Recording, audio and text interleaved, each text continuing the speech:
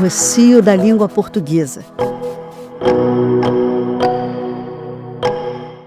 Olá, eu sou Tânia Pires Abrão, provocadora e curadora das artes nos territórios que falam português. Rocio da língua portuguesa é um podcast que cria um tempo próprio no território da velocidade digital, o tempo da escuta. Esse podcast é um rocio de todos os falantes do português. Uma série de 9 encontros com convidados dos 9 países onde o português é idioma oficial. Suas diversidades e singularidades é o que torna esse rocio habitável. O rocio, como a praça que lhe dá o nome, é um espaço comum, vazio, feito para ser habitado pelas vozes que chegam. Ele se inscreve como um contra-algoritmo, aposta na opacidade como direito da linguagem. Essa opacidade não impede a relação, mas sustenta uma convivência crioula em que cada voz permanece singular. Quando falamos em criolização, precisamos voltar no tempo. No século XV, crioulo vinha de cria, de quem era criado e nascia em algum lugar. Assim eram chamados os filhos de toda parte do mundo, nascido nas colônias e muitas vezes em ilhas como Cabo Verde, em São Tomé ou em regiões das Américas, como a Martinica. A partir do século XVIII, no Brasil, um país escravocrata, a palavra ganhou o peso pejorativo. Hoje, retomamos esse tema na origem. Criolização como convivência e como invenção de mundo e como tecnologia relacional, que acolhe o imprevisível, sem apagar as singularidades. E para abrir essa série, só poderia estar conosco alguém que apenas não fez da criolização um conceito, mas sim um horizonte vivo. Mário Lúcio Souza. É como uma ilha que canta no Atlântico. Recebe todos os ventos, acolhe todas as correntes, assim inventa a própria voz. Poeta, músico, romancista, escritor, ex-ministro da Cultura de Cabo Verde, uma presença rara que transforma diferença em convivência e memória em futuro. Mário, eu queria ouvir de você quais foram as suas primeiras experiências de criolização na sua infância? Como é que elas moldaram o seu olhar para o mundo? Bom, nós, pessoalmente, não temos uma experiência da criolização na infância, porque nós já nascemos crioulos. Caso de Cabo Verde, em que nascemos dentro de uma identidade universalmente chamada de identidade crioula. Então nós vivemos nisso. É como se diz, o tigre não sente a sua tigritude. Nós vivemos dentro do processo, não sentimos o processo. Mas a história da criolização, para situá-la no tempo, ela é um fenômeno novo, ainda em conformação, e da forma como os filósofos pensam a criolização, olhando para a realidade, era também o fenômeno perene, vai continuar, no dia em que parar, deixa de ser isso mesmo, será outra coisa. Na época da invasão dos gregos e dos romanos, das conquistas, quando eles chegavam, o objetivo era helenizar ou romanizar todos que eram conquistados. Chegavam, mandavam construir ginásios, liceus, e o objetivo era tornar cidadão todas aquelas pessoas. Não é? A partir do século XV, quando os portugueses e os espanhóis começaram as conquistas, eles não queriam ninguém como cidadão. Portanto, a ideia era que esses fossem os trabalhadores para os impérios. Daí a escravatura.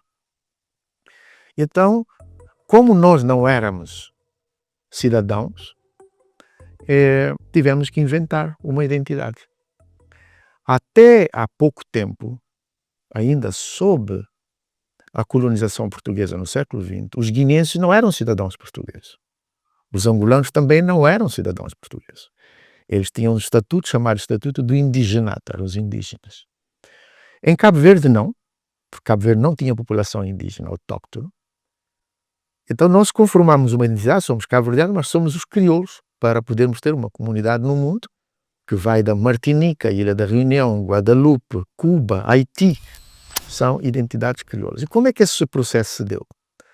Porque aqueles que nasceram lá e que não eram originários, os negros, e depois chamados crioulos, porque muitos eram de misturas de africanos com europeus, mas as crias ou os criados, escravos domésticos, eles, com toda a força, fizeram o que Glissant chama de imprevisível.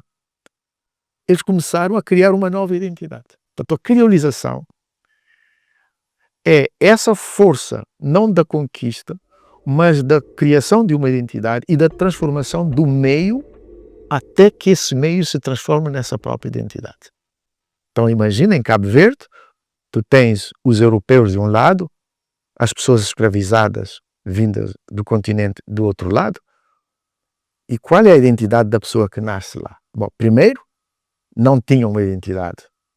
Depois passou a ter uma identidade individual, a partir da identidade individual cria-se uma identidade coletiva, mas ele não se acantona.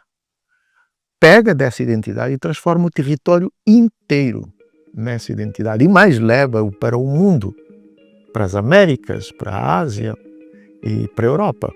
Esse é o processo da criolização. Então nós nascemos dentro.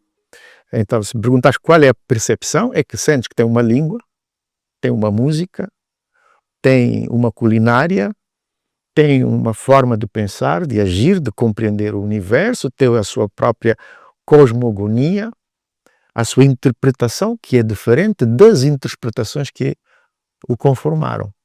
Portanto, o nosso processo acaba por criar, podemos chamar, de uma terceira identidade, que é a síntese das identidades.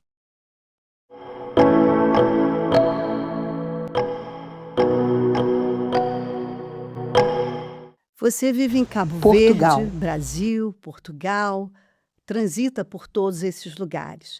Como você percebe as diferenças na forma de cada um desses países?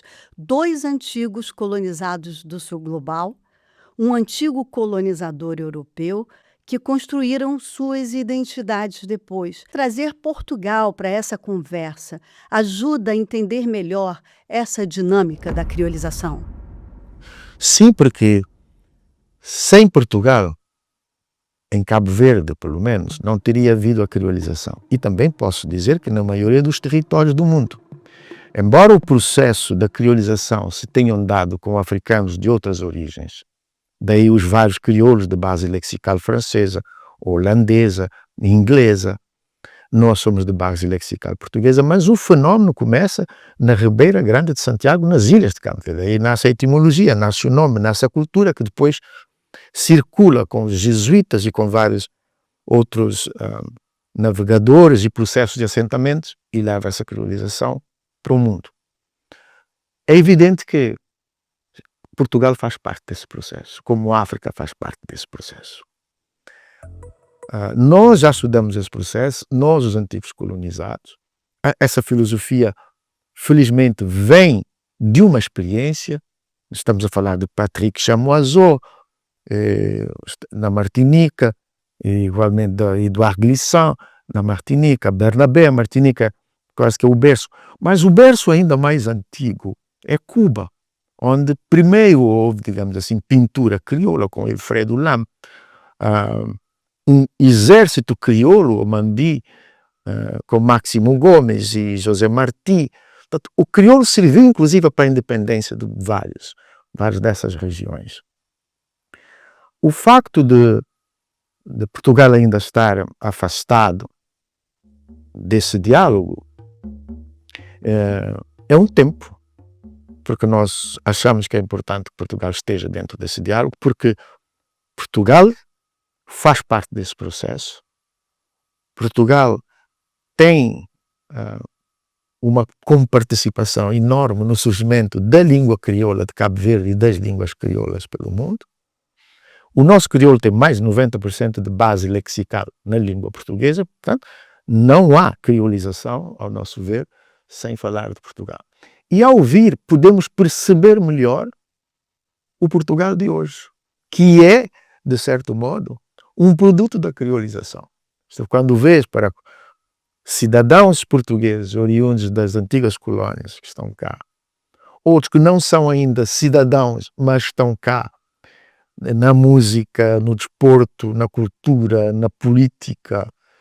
E quando percebemos o quanto a transformação se dá nas escolas, nas ruas, isso não só em Portugal, mas em França, na Inglaterra, Luxemburgo, e percebe-se o que é a criolização. Isto é, e a capacidade de indivíduos com identidades múltiplas chegar num lugar e conviver com uma identidade mais figée, como dizia Maluf, e a partir daí ele começa a transformar o lugar. Hoje em dia, Portugal, França, Inglaterra, Luxemburgo, dizia eu, Suécia, são lugares muito transformados por este processo de criolização. E que Brasil quer dizer, também, não? o Brasil nem sequer pode se incluir nessa lista. Porque o Brasil é tipicamente um país crioulo com ausência da assunção da criolização. Talvez porque falta essa compreensão global do que quer dizer isto, mas também porque o Brasil sofreu o maior ataque contra essas possibilidades de criar comunidades. Então, o Brasil, quando várias etnias se reconheciam num território comum, diziam, nós somos negros, um conceito que à época os africanos não usavam, então, eram de Wolofs, os Mandingas, os Bantus, os Congos. Pegaram da palavra negro e criaram uma enorme comunidade. E quando essa comunidade começa a ter força para confrontar, aí vêm os ideólogos pagos a preços de ouro para tornar pejorativo essa comunidade. Até criar complexo de ser negro e as pessoas começam a fugir da comunidade. Tudo é imputado ao negro.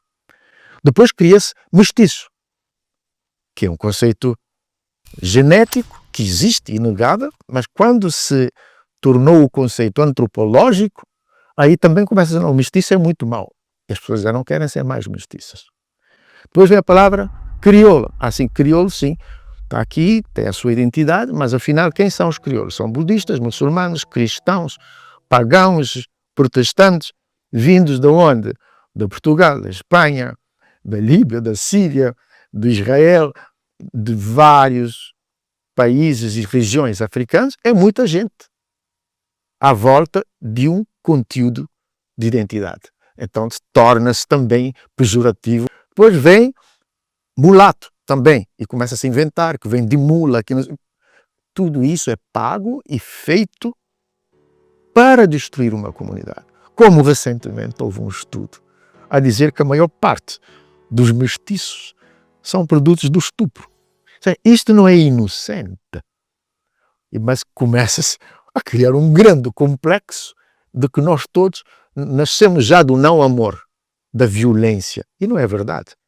Existem estudos científicos comprovados de como esse processo de relacionamento se deu. Que houve violência, houve, mas não se pode generalizar. Portanto, sempre houve nichos de pensadores para destruir as possibilidades de criar comunidade. É aquela coisa de dividir para reinar. Estás a ver? Então, estava a falar do caso do Brasil, que é um enorme país crioulo, e nós perguntamos, mas porquê? Por causa da quantidade dos milhões de africanos que chegaram ao Brasil, do que fizeram os seus descendentes de bons, do que deram, legaram e estão lá a fazer no Brasil, mas ainda mais da sua mistura com outras diversas comunidades, até gerar uma comunidade terceira. E essa comunidade terceira que está a ser esmagada, que está a ser negada para que as colónias continuem a existir. Também a criolização é importante porque federa. A criolização é um antídoto claro contra a xenofobia, contra o racismo. Não é? E por isso esse diálogo é importante para compreender que em si a criolização não é uma identidade. A criolização é um processo identitário, onde várias identidades podem caber.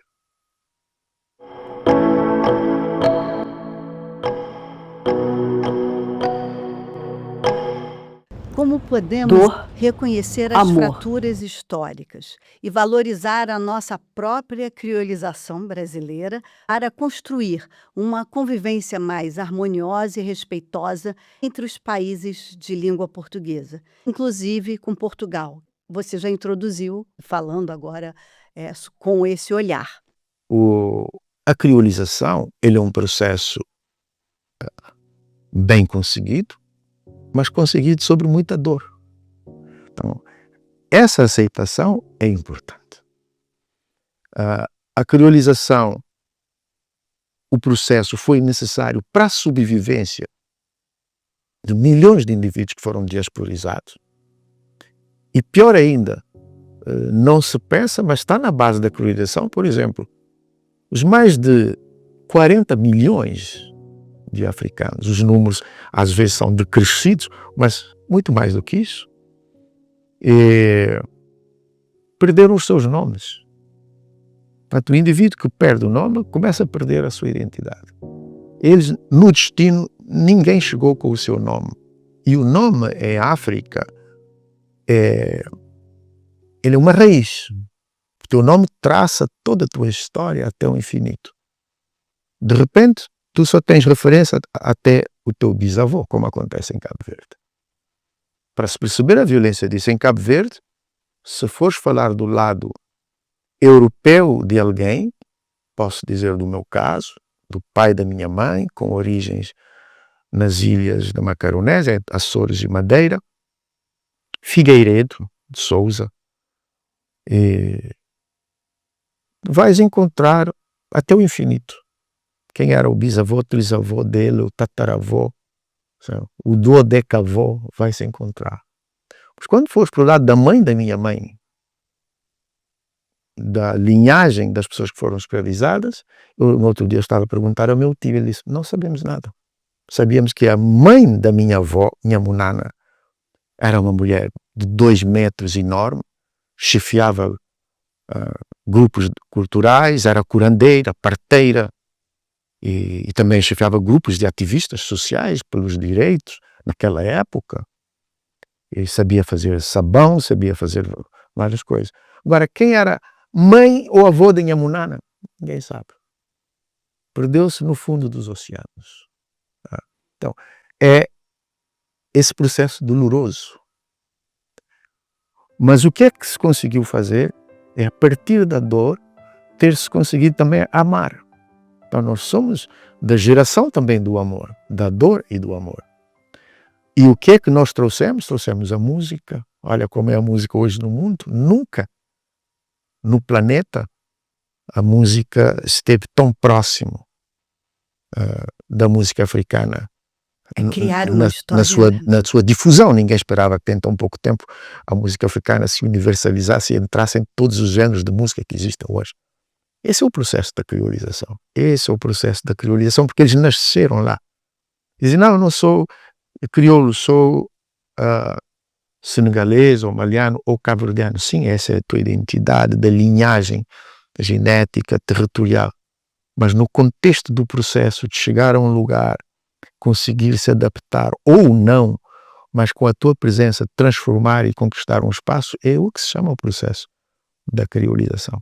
Então, hoje em dia, a nossa realidade é comum, no sentido de que a dor é comum, porque às vezes esquecemos que quantos negros havia em Portugal no século XVI até o século XVIII. Portanto, não é uma dor adstrita a uma região, era adstrita a um acontecimento, a certas pessoas, e isso aconteceu em todos os continentes. E por isso hoje é bom dialogar no sentido de uma compreensão global de qual foi a nossa contribuição. E eu digo não só contribuição em fazer, mas também em saber desfazer. Porque eu acho que a grande contribuição dos crioulos para a causa da humanidade é saber fazer o luto. E depois podemos perguntar, mas isso tem algum impacto em alguma coisa? Tem. Olha, basta olhar para a nossa democracia e ver que está em nós intrínseco a capacidade de tolerância, a capacidade de aceitar o outro, de nos aceitarmos com as nossas contradições. Portanto, há uma enorme contribuição a ser dada pelos crioulos no mundo todo. Por isso essa candidatura da cultura crioula ou dos territórios crioulos a património da humanidade, exatamente porque se olhares para as nações crioulas onde a criolização está consolidada, existe uma grande diversidade, uma grande convivência com as suas dificuldades, mas existem. E não somos país de conflitos, porque aprendemos a gerir os conflitos internamente. Nunca não vais encontrar a história de um país crioulo que tinha entrado em guerra com outro país, uma região que tinha entrado em guerra com outro. Então isso são ensinamentos e também práticas que nós podemos partilhar com a humanidade. Na filosofia, né? De vida, de forma de viver. Sim, em termos ocidentais costuma se chamar de filosofia, nós podemos chamar de prática, né? A filosofia, ela é todo um processo de elaboração mental, enquanto que a prática, por exemplo, o budismo, não é uma filosofia, é uma prática. Por quê? Porque pratica-se, não só se pensa, como também é preciso incorporar o que se pensa. Então, para nós, a criolização, todo o fenómeno e tudo que existe, é uma prática, é uma contemplação, é uma vivência. E quando nós teorizamos, a forma mais fiel e a maior contribuição é teorizar a nossa própria experiência. É o que eu fiz com o manifesto, não vou teorizar muito, é só contemplar, compreender e conseguir organizar isto de forma científica e expor quais são as características desse processo. Várias histórias de vida podem se reconhecer, né, no seu livro, e eu tive pessoalmente uma experiência muito peculiar quando eu estava lendo. E eu nunca me senti tão crioula na minha vida. Aos 50 anos, Mário, eu descobri que eu fui criada por um pai, que é o meu pai de criação. Eu descobri que eu tinha um pai biológico e que todos no mundo sabiam disso, menos eu. O mundo todo me via dessa forma. Então, eu, de Tânia Pires, hoje sou Tânia Pires Abrão, conheço meu pai biológico, tenho oportunidade hoje de conviver, mas com a vida e essa experiência, como você está falando, né, para a humanidade, a gente se reconhece. Então, quando eu li o seu livro, eu refleti muito nessa história, né, na dor, e transformar a dor de uma história de vida que eu carregava e acreditava nela, que se transformou em outra aos 50 anos, Sim. Reorganizar,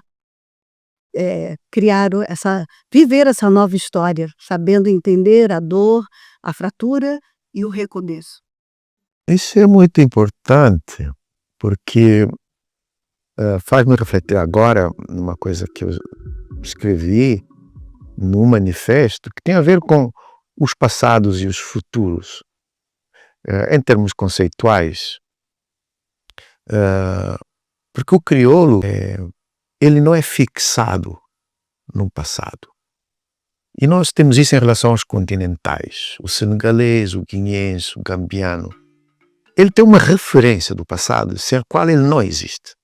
Ele pode inventar o futuro, mas sempre ele tem que manter essa referência, essa linhagem do passado, que é a sua pertença. O passado é uma construção de referência para esse indivíduo. Para nós, os crioulos, o passado não é uma construção de referência, ele é uma referência de construção, é um pouco diferente. Sabemos que isso existe, isso está em nós, mas nós temos que inventar, porque nós não temos só uma referência, temos várias referências. O que te aconteceu é muito importante. E a minha observação sobre o processo da criolização, ele começa como uma definição identitária individual. Já no continente africano, os processos identitários são altamente coletivos, isso com milhões de anos. Em Cabo Verde não havia população autóctone, de repente, entre várias culturas, nasce uma criança, essa criança começa a questionar o que ela é, que língua que ela fala, que música que vai tocar, de que cor da pele que ela é. Então, esses dilemas fazem-nos inventar uma terceira identidade, mas não do nada, com os traços que nós temos, as memórias que nós temos. E isso sempre em função do que nós queremos. O que queremos fazer da nossa vida. E o indivíduo, ao tomar conta, dizer, muito bem, o meu pai é branco, eu não o vou matar, só por isso, ou seja, ou por causa disso. A minha mãe é negra, também, tampouco a vou matar por causa disso. Eu tenho que conviver com os dois. Ou com os três. Sim. E nessa relação percebe-se que há uma transformação no indivíduo. Aceitar uma circunstância inédita, aceitar a possibilidade real de não ter identidade nenhuma, depois ele cria uma identidade para si, aceitar não ser híbrido, ora uma coisa, ora outra, e aceitar viver para contar uma história. A partir daí, essa pessoa, na relação com outra pessoa, eles se empatizam. Já somos 2. E depois já somos 5, já somos 500. E assim é que se foi criando a coletividade, até se criar a nação, que não havia. Portanto, é um fenómeno completamente novo na história da humanidade. E que ensina muito, como no teu caso, de que todos os dias nós somos surpreendidos pelo imprevisível. E, matematicamente, resultados simples dão resultados simples. Resultados complexos dão resultados complexos. Sabes? Então, a partir disso, nós também fabricamos o imprevisível. E uma das imprevisibilidades é que nunca se esperava que uma região que não tinha população autóctone hoje esteja a celebrar 50 anos de independência. Portanto, é um imprevisível. Apanhou a humanidade de surpresa porque isso não tinha acontecido antes. O mundo era velho, os velhos conquistavam os mais velhos, e assim nessa luta o Egito já foi grego, depois já foi romano, depois a Tunísia também, mas nunca havia um espaço, um laboratório em que não se sabia de nada e de repente passa a existir. Você costuma dizer que às vezes é preciso criar histórias, nascer da própria criação. Ainda jovem, você foi a uma exposição em Cabo Verde de fotografias, que você descobriu a África através dessa exposição. Como essa experiência mudou seu olhar e a sua forma de criar mundos pela palavra e pela música? Eu já escutei algumas conversas suas, Mário, onde você comentava que o cabo-verdiano, que vai ao encontro do que você acabou de citar, com os 50 anos da independência, que é algo novo, imprevisível, não tinha noção da África que estava fora ali em Cabo Verde e descobria de forma inusitada, através de uma fotografia ou uma exposição da África. Sim, nós em Cabo Verde, a África foi-nos escondida sempre. Primeiro foi a África, por várias razões, mas entre as quais não termos referência de origem. Assim você não tem comunidade. E aí você passaria a ser aquilo para que foi moldado. Segundo, também para nós sabermos o que estava a acontecer em África.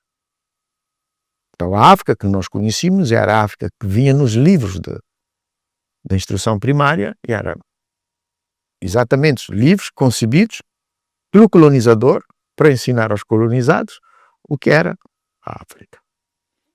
Eu lembro-me da figura do Gungunhana, o herói moçambicano, o resistente moçambicano, desenhado como um gorila nos livros primários em que nós estudávamos. Então, não sabendo de África, e durante muitos séculos a África não sabia de África, não havia internet, não havia caminhos de ferro, não havia comunicação, eram bolhas.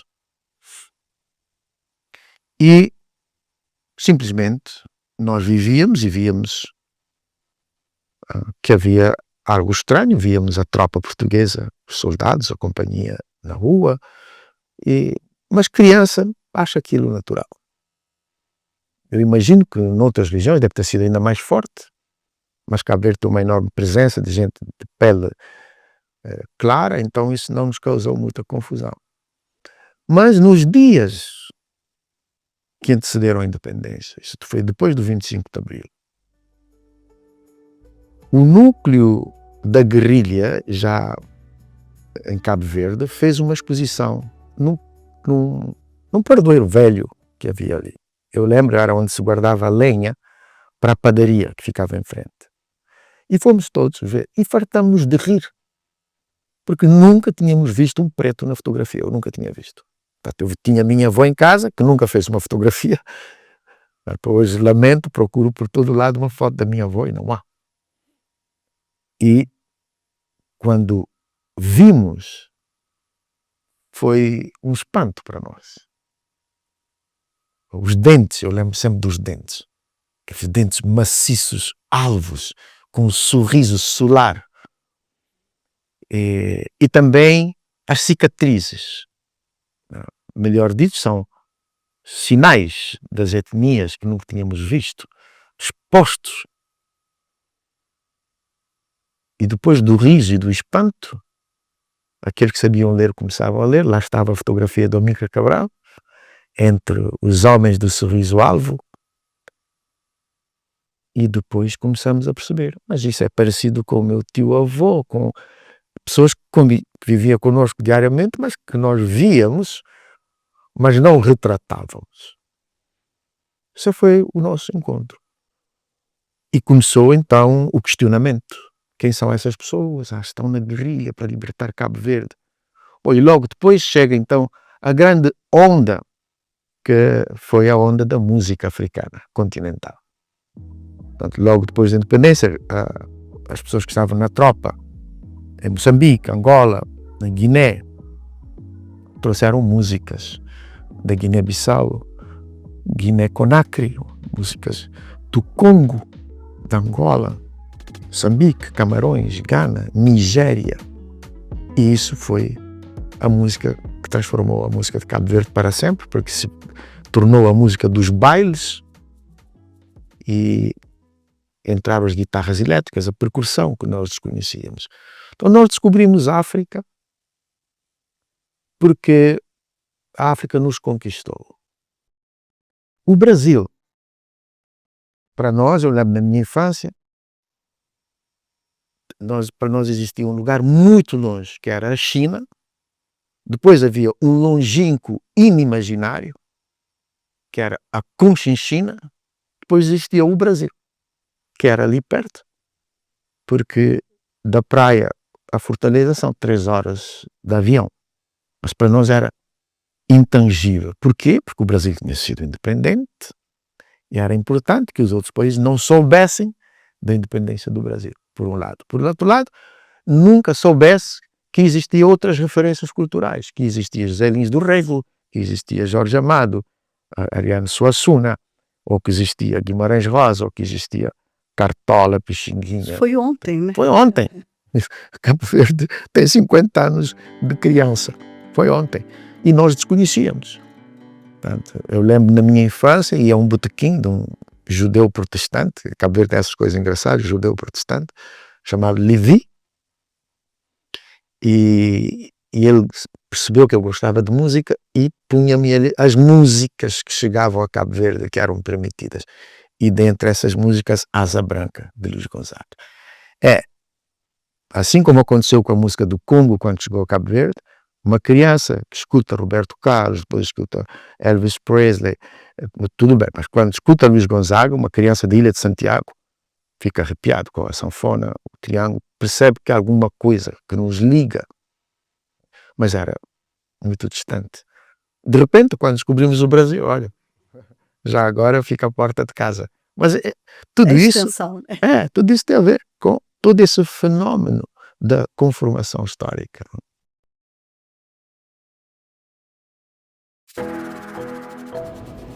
Mobilidade e criolização. A criolização se torna cada vez mais essencial como espaço de trânsito, mobilidade e convivência no mundo atual, Como você vê a necessidade de expandir essa compreensão para outros continentes? A exemplo do que fazemos no FEST-LIP, o Festival de Artes da Língua Portuguesa, e produtos tecnológicos como o próprio podcast do Rocio. Sim, o processo da criolização, quando for entendido pela leitura e também com um olhar sobre a experiência dos outros, quando as pessoas olham para Cuba, como é que se conseguiu criar uma identidade tão forte e que tem produzido músicos e artistas impressionantes, de grande qualidade, sob a capa de uma identidade crioula. Ou vemos New Orleans, nos Estados Unidos, só para falar disso, ou Santiago de los Palanques, na Colômbia. Como é que tem uma comunidade ali na montanha que fala o crioulo da ilha de Santiago e tem uma cultura muito própria. Ou os candombes no Uruguai. Estamos a falar de lugares longínquos como Malaca, lá longe, perto de Goa. Tem uma língua que se chama Papia Cristão, parecido à língua que eu falo na ilha de Santiago, em Cabo Verde. Aruba, Curaçao e Bonaire falamos a mesma língua. Quando olhamos para isso, percebemos rapidamente que estamos a nadar em erro em querer parar a história. Essa coisa de contra os imigrantes, seria mais fácil dizer, não, isto não se pode parar o mar com uma peneira, porque a força da história e não dos indivíduos em si, ensina-nos que isto já está a acontecer. Então, em vez de perdermos tempo a lamentar ou a reprimir, devíamos estar a nos prepararmos para o fenómeno que já está à porta. A sabedoria ensina que é melhor nos prepararmos para a colheita que já está a acontecer e para o florescimento e para os frutos que virão. Como é que isso se percebe? É que nós temos exemplos, dizíamos, do Brasil, em que temos várias comunidades. Essa comunidade funciona sobre uma cidadania comum e, de certo modo, sobre uma nacionalidade comum, nem sempre, mas dentro disso há múltiplas nacionalidades. Nós encontramos dentro da nacionalidade brasileira não só reminiscências, mas factos presentes, e falo do Brasil porque Cabo Verde não tem isso, senão estaria a falar do meu país, mas tens a vivência cotidiana de uma comunidade alemã, tens vivência cotidiana de uma comunidade israelita, ou se quiser judaica, sírio-libanesa, italiana, espanhola, portuguesa e por aí fora. Essa múltipla nacionalidade é típico do processo da criolização. Ele é típico de uma cultura em que a sua singularidade é a sua multiplicidade. Por isso que se chama identidade múltipla. Em que a comunidade dos descendentes mais recentes dos africanos, aqueles que foram levados à força pelo Brasil, e sempre digo mais recentes, porque dizer afrodescendente é dizer humanidade, todos nós somos afrodescendentes, mas aquilo que hoje aceitamos em chamar assim os descendentes das pessoas escravizadas, que foram escravizadas pelo mundo, a contribuição dos descendentes daqueles que foram colonos estão dentro do mesmo território. E a transformação disso tudo, não só numa identidade antropofágica, como dizia Amin Maalouf, não só numa única identidade que exclui as outras identidades, porque isso é que é o perigo, é que essas identidades todas nos dão uma identidade. A grande esperança de certos territórios, eu tenho esperança nisso no Brasil, é o que nos legou recentemente a história, é o caminho da conformação da identidade múltipla. Isto, o planeta pode vir a aceitar todas as diferenças, porque as diferenças fazem parte da nossa identidade. Falando dessas diferenças, eu queria trazer 2 casos que eu vivenciei. Um deles foi com você, presente. Meu primeiro contato, acho que com essa experiência, essa compreensão, essa forma de pensar, sensorial da criolização, de perceber, foi quando eu estive na Noruega, por 5 dias com um espetáculo e ouvia línguas de todo mundo e não ouvia português. Isso foi em 2004, era um período que mal se falava dos 8 países na época de língua portuguesa, no Brasil. E no 5º dia eu me deparei numa sala de espetáculo com um espetáculo moçambicano, Mutumbela Gogo. E quando assisti aquele espetáculo, a última língua que eu imaginava ali naquele momento escutar era o português, há 5 dias ouvindo tantas línguas, eu fui tomada de forma sensorial pela língua e me tornei próxima daqueles artistas que estavam no palco. Uma intimidade inexplicável, sem nem entender muito bem de onde eram, qual era a sua história. E ali, a partir dali, eu comecei a me transformar numa curadora e numa curiosa, numa pesquisadora das artes que falavam a nossa língua. Isso foi a minha primeira experiência. E a segunda, para concluir e poder introduzir a reflexão, foi quando nós estávamos num Fest-Lip Show, no Rio de Janeiro, no Circo Voador, não sei se você vai lembrar. Você já tinha dado o seu show e nós estávamos assistindo a continuidade. E o show foi encerrado por um DJ português, o DJ Pelota, que tocava fado eletrônico. E nós estávamos ali na arquibancada e tinham mais de 100 artistas do Fest-Lip, além do público, na beira do palco. E, de repente, aqueles 100 artistas, né, misturados, sul e norte global, estenderam uma bandeira de quase 5 metros de Portugal e balançavam aquela bandeira para o DJ Pelota, para acolhê-lo no palco, né? Eram colegas de profissão, artistas que estavam no festival. Você olhou para mim e falou: isso é uma experiência crioula. Estão todos com a bandeira de Portugal ali, acolhendo o artista. E artistas de 9 países, né? 8, 7 colonizados, 1 colonizador, e que naquele momento isso não tinha peso algum, né, Mário? Estavam todos festejando com a bandeira. Como é importante nós percebermos que a comunidade é um resultado de uma relação empática. É a empatia que cria comunidades. A língua também conta-nos uma história, une-nos nos nossos sofrimentos e nos nossos logros. Nessa altura foi isso. Uma vez, numa palestra que ficou mais incompreendida, eu coloquei como exemplo a empatia tem várias formas.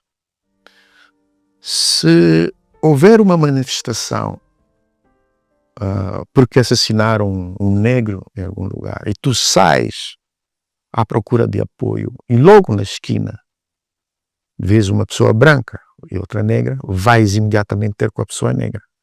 E a pessoa é capaz de dizer: não tem nada a ver com isso. E a branca dizer: eu vou contigo. Então, as nossas causas também são feitas de empatia. E devemos contar com quem é empático conosco. Isso um pouco para dizer que o fenômeno da criolização ensinou-nos isso. Em Cabo Verde, por exemplo. É que o Presidente da República anteriormente era muito preto, o segundo era branco, o terceiro, Mascarenhas Monteiro, não, ele foi o segundo, muito escuro também, os 2 recentes mais claros. E nós não sabemos ver isso. Vemos com naturalidade porque crescemos nisso. Podemos contar com todos. Porque criamos uma causa com todos. E olhando para a humanidade, Cabo Verde é um pequeno laboratório, porque a humanidade também é composta de todos. E temos que contar com todos. Falta-nos criar essa empatia.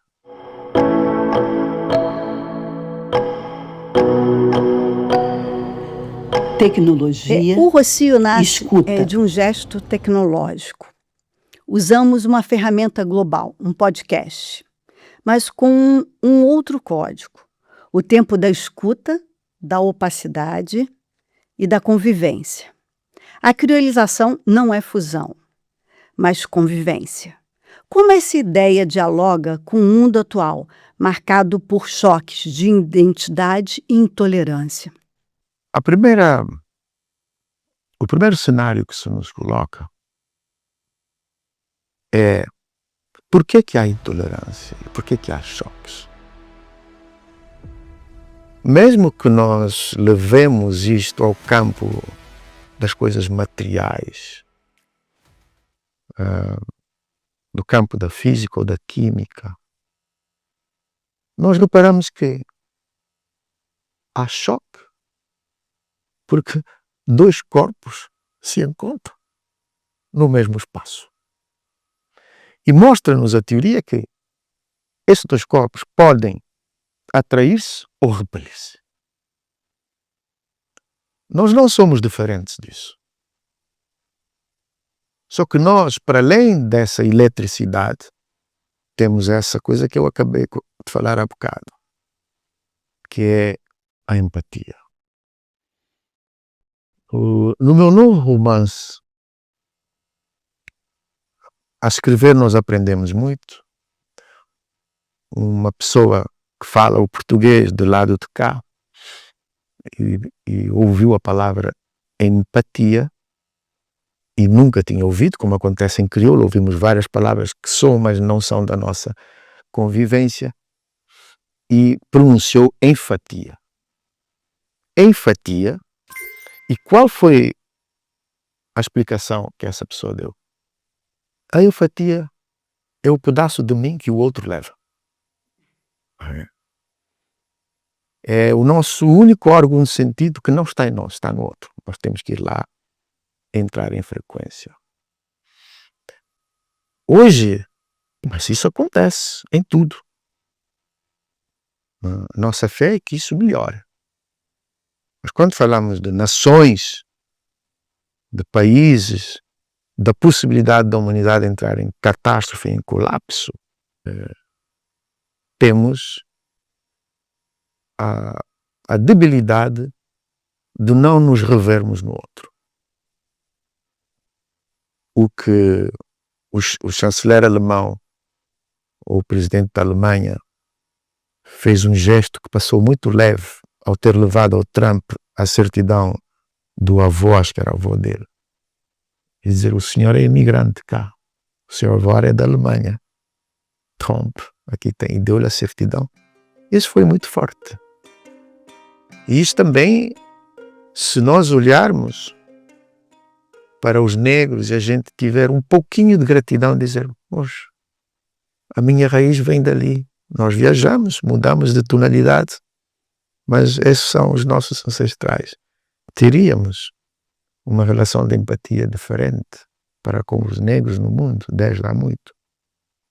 Mas também, se olharmos para os nossos vizinhos, os russos olharem para os ucranianos, os israelitas olharem para os palestinianos, que é o meu vizinho, temos que ter enfatias. Ele é o pedaço de mim que falta. Você acredita que a gente está caminhando para isso? Você vislumbra isso de forma tangível? Eu acredito sim. Até que a humanidade desapareça, eu vou acreditar sempre que nós vivemos momentos cíclicos, às vezes de grande amor, às vezes de grande barbaridade. Coincide que neste momento estamos a viver um momento de grande barbaridade e normalmente essas épocas coincidem quando somos liderados por pessoas mal amadas. E neste momento temos um séquito de líderes mundiais completamente insensíveis ao amor, insensíveis ao sofrimento de uma criança, ao sofrimento de uma mãe.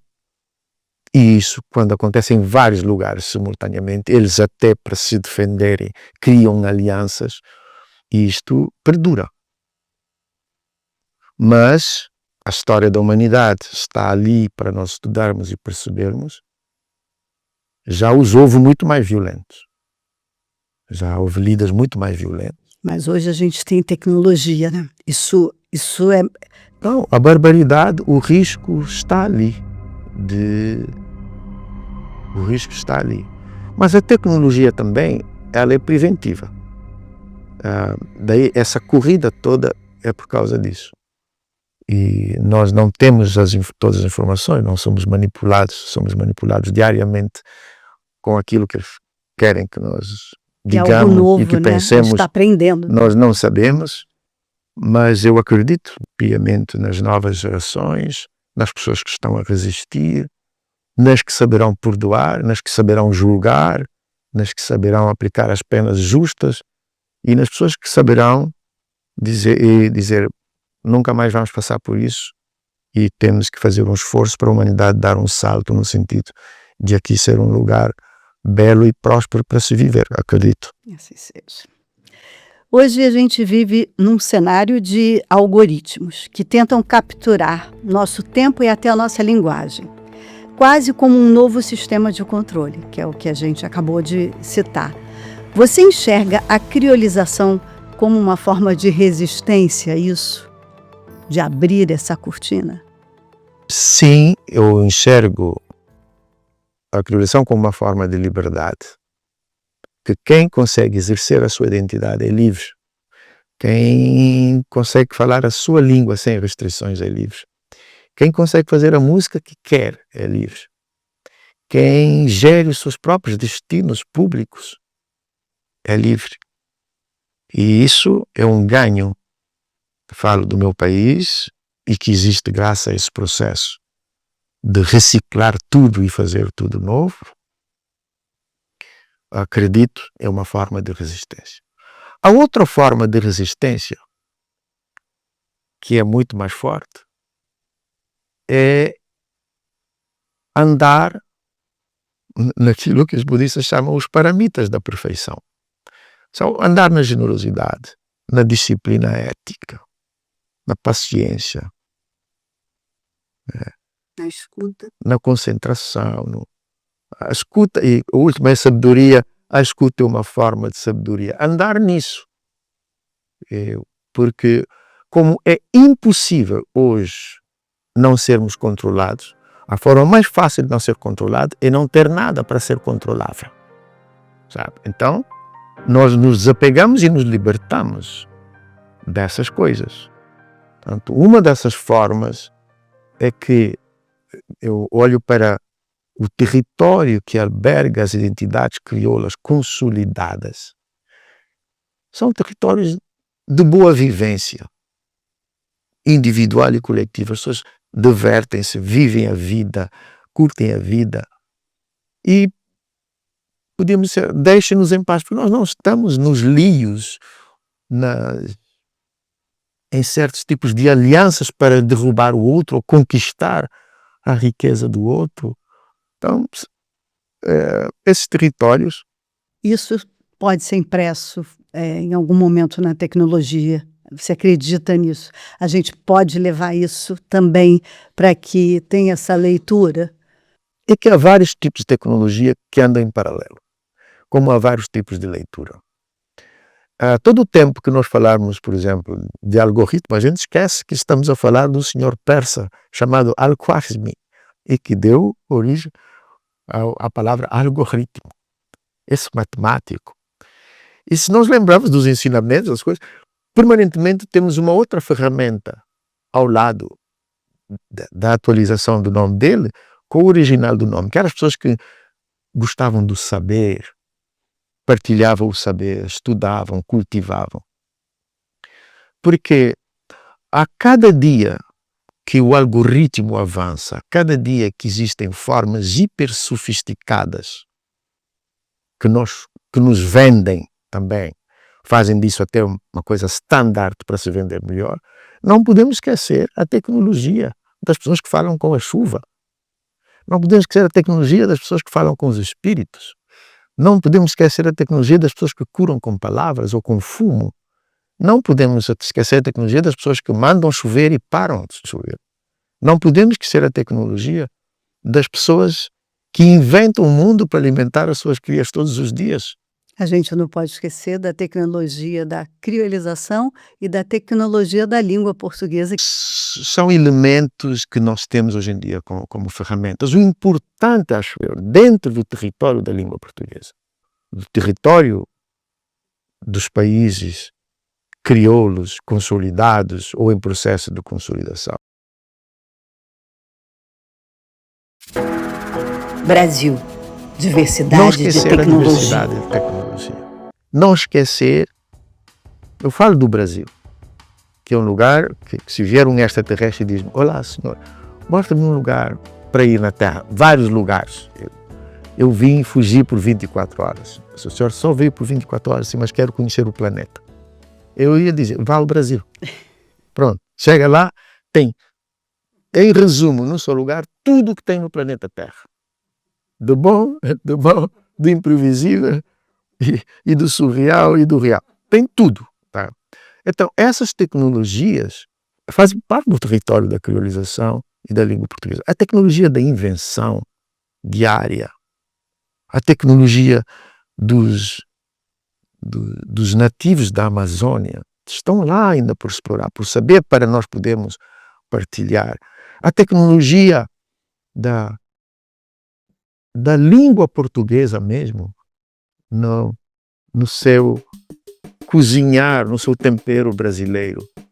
O que nós já aportamos à língua portuguesa nos últimos 50 anos, tornando assim uma língua agradável de se ler, em complemento ao que já se leu, agora com novos temperos de Angola, Cabo Verde, Moçambique, Guiné e de outros lugares.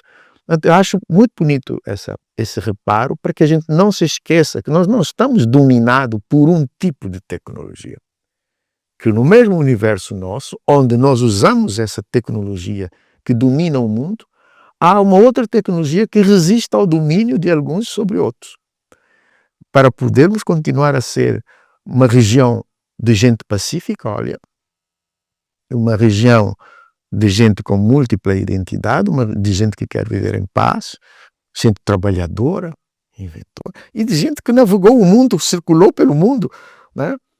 Já fez a viagem de circunnavegação, já foi parar ao Recife, já foi parar a Porto Seguro, já foi parar a Cidade Velha, já foi parar a Goa, a Macau, então, ou a Filipinas. A humanidade está cheia de gente que já fomos à Lua também.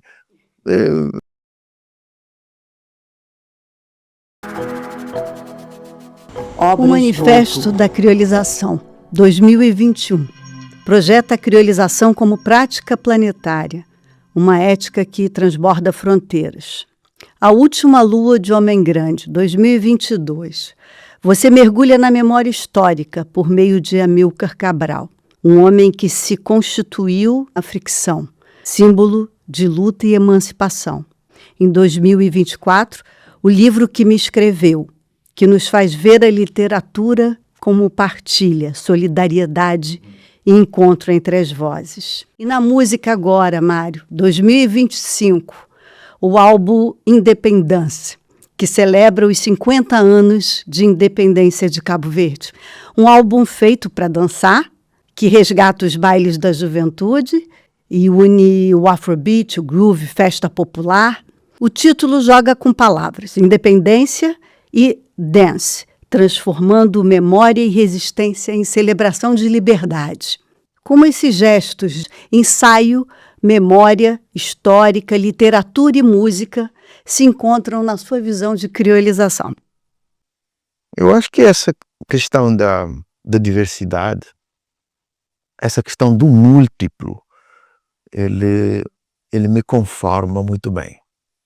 Porque eu olho para a sociedade cabo-verdiana, às vezes quando olho para as pessoas de pele mais escura do que eu, e vejo: esse aqui deve ter vindo do Mali, este aqui do Congo, este aqui da Guiné, este aqui, e vejo assim uma panóplia de possibilidades. E quando vejo pessoas que têm pele mais clara do que eu, nós estamos no caminho do meio, e eu digo: este aqui deve ter vindo da Galiza, este aqui de Provence, este outro. Imagino, mas hoje são como eu, do mesmo lugar. E as nossas referências são exatamente esses caminhos que nos fizeram.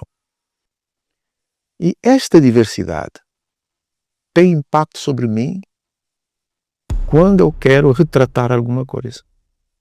Então, às vezes tenho uma percepção, essa percepção pode se transformar numa contemplação ou num pensamento, tomo tempo de pesquisa e escrevo um ensaio. Às vezes, essa percepção simplesmente dá um arrepio e vira música, vira poesia ou um poema. Às vezes é necessário dizer, eu quero que a pessoa veja, para além de tentar intuir. Então, pinto um quadro. Temos essa panóplia dos sentidos. Às vezes também, quando quero que a pessoa aprecie o momento, vou à cozinha. Porque os aromas, os cheiros, também não são grandes guardadores de memória.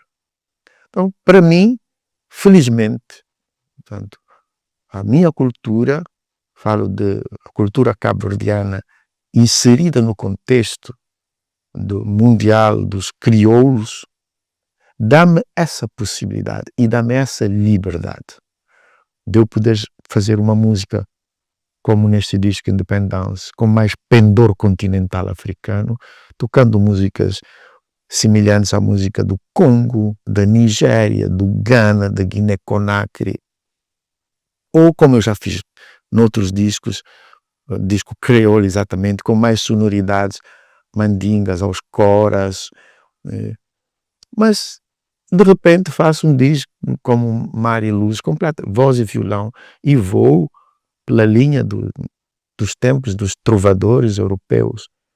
Essa é a minha cultura. Tenho essa liberdade. E isso graças ao que nós conseguimos fazer com o que tínhamos. Perfeito. Você esteve ministro da Cultura e também é músico, escritor, pensador. Em que medida a política e a arte se complementam ou se chocam na construção da criolização? Eles se chocam quando a política quer dominar a arte, quer manipular ou quer reprimir. Eles se complementam quando as políticas públicas têm que criar condições para que as artes floresçam e a cultura se consolide de forma livre. Eu não tive choques, só tive complementos.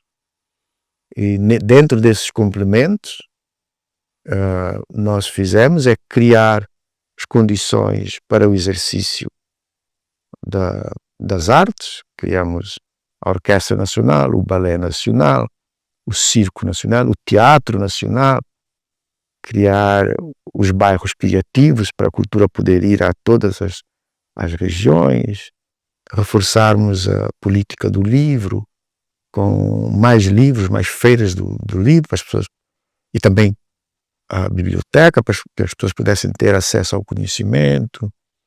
Trabalhamos muito a área do artesanato e do carnaval, trabalhamos a área do financiamento da cultura, criando um banco. Nós tínhamos o nosso próprio banco, o Banco da Cultura, com a sua própria moeda, cunhamos uma moeda chamada Creteu.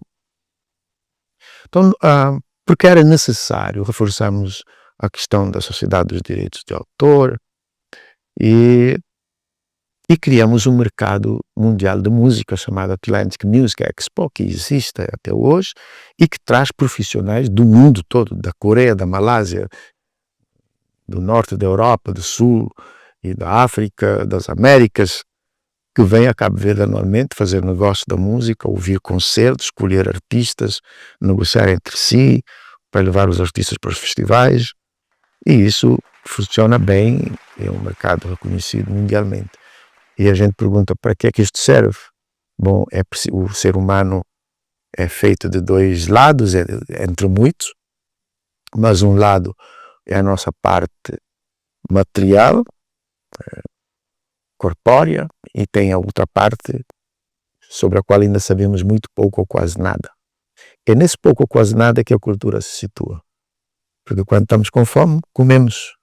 Mas quando estamos com vazio espiritual, comemos o quê? São essas coisas, é uma música bonita, é um poema lindo, que a gente não dá importância, acho que é luxo, mas acho que o nosso papel das artes é criar a ilusão, e a ilusão ela ocupa um espaço maior do que o espaço concreto, para podermos expandir, e tenho com muito conforto respondido a mim mesmo para que serve a ilusão. Olha, é para não morrermos de concretude. Uma vez eu escutei você contando a um jornalista que te perguntou sobre a possibilidade de você ganhar um Nobel de Literatura. E você respondeu com uma história que a sua avó contava. É a história do anjo de boca aberta. Anjo de boca aberta, bonito. Ela contava que entre vários anjos do céu existe um chamado anjo de boca aberta. E a função dele é ficar de boca aberta. Quando houve uma frase importante, como a provocação dessa pergunta, ele simplesmente diz amém e volta a abrir a boca.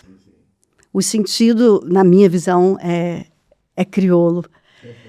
É não correr para interpretar ou responder, mas guardar o espanto, dizer apenas o necessário e deixar a boca aberta para o próximo assombro.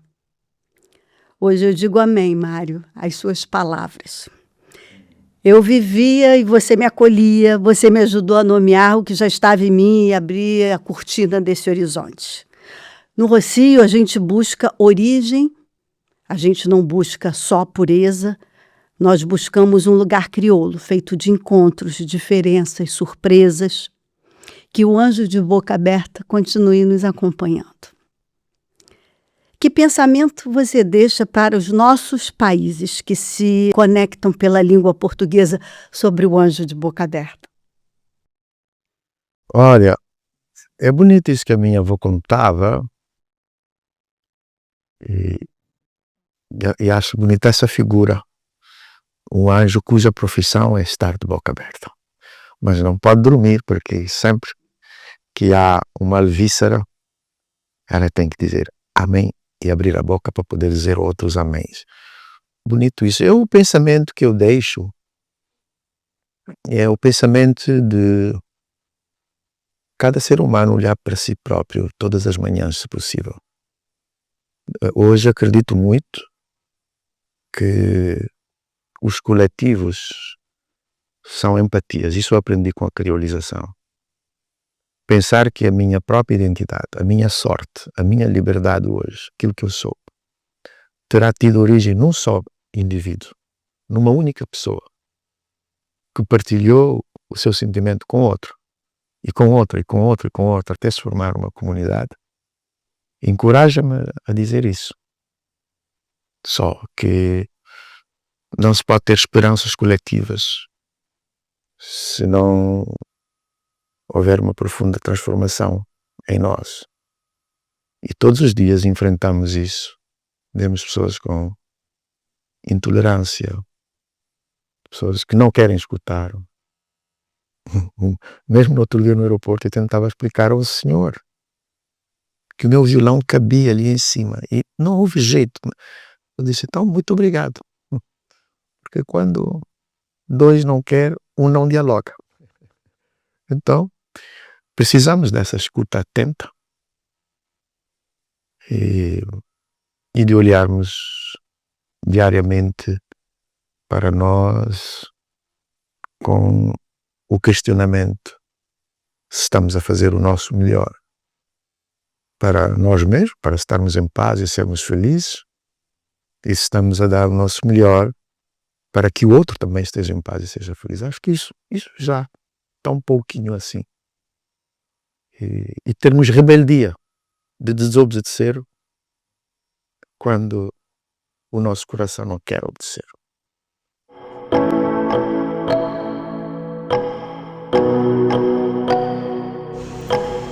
Para encerrar, eu queria pedir que a sua voz soe como um gesto crioulo de atravessamento, que ela una sul e norte global, que celebre esse espaço comum que hoje abrimos. Palavra palavra, palavra, palavra.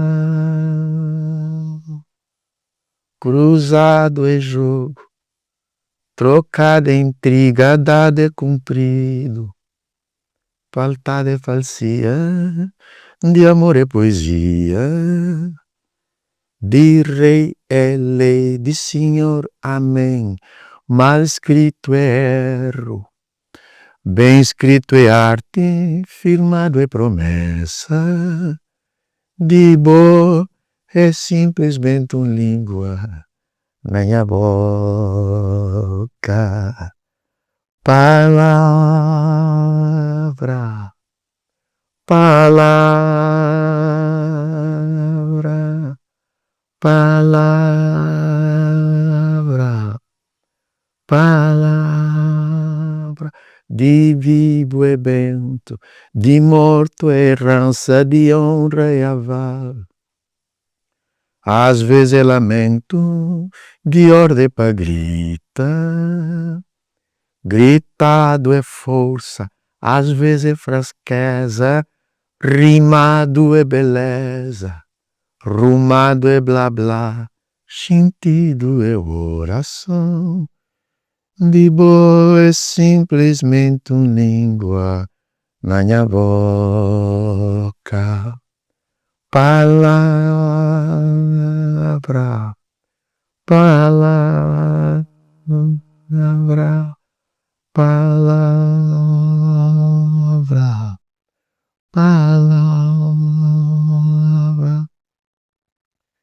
Nada é argumento, nada é afinação, titubeado é gaguez, calado é mudez.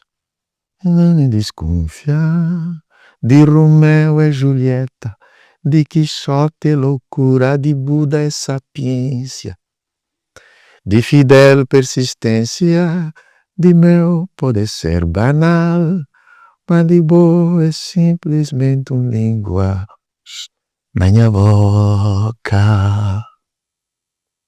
Lindo. Obrigado. Obrigada, Mário Lúcio. Então. Esse foi o Rocio da Língua Portuguesa, que nasce da minha pesquisa no mestrado profissional em mídias criativas da Escola de Comunicação da UFRJ e é realizado pela plataforma FastLip. Até o próximo episódio.